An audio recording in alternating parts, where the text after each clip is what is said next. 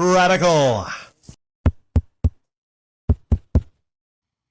We're well over a month into this trade, and it turns like it's not working out that well for the Dallas Mavericks.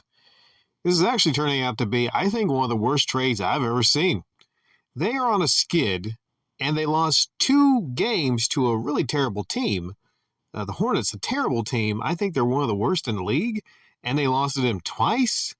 I think Luka and Kyrie played in both of those games, and I think they have lost their last 4. With Luka and Kyrie playing together, I think they're 7-13. So that's not all that good.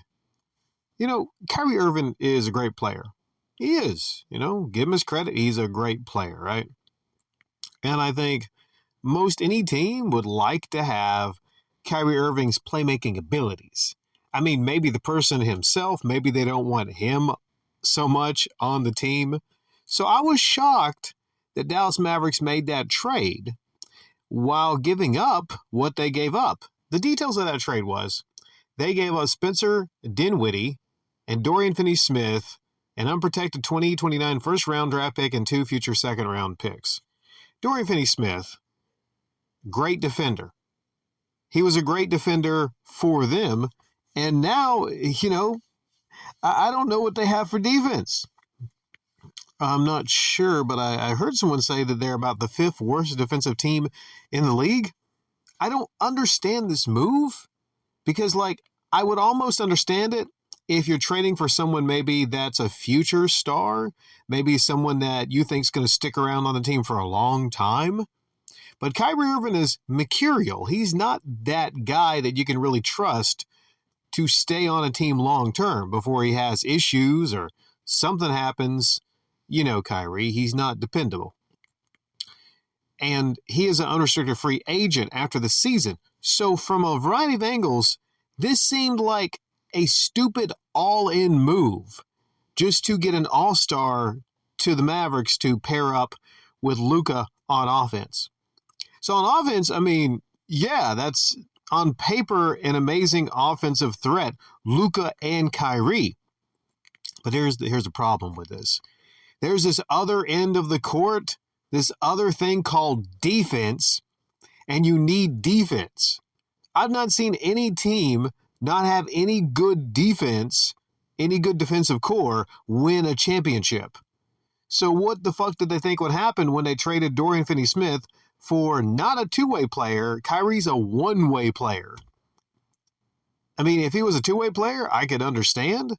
I mean, Kawhi Leonard, like he's a 2-way player. He can play some defense and offense, but he's not Kawhi Leonard. He's Kyrie, and Kyrie, he's beautiful to watch. I mean, that guy is great. He's a great talent, an amazing talent like Luka. Luka's an amazing talent,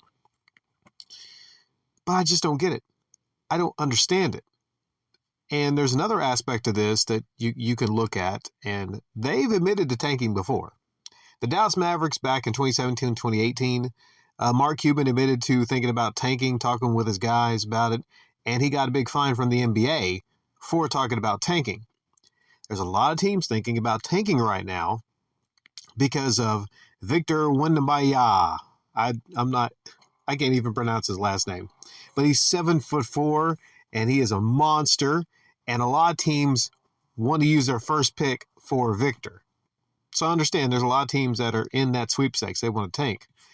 I'm looking at crunching the numbers here, and let's say the Mavericks lose out.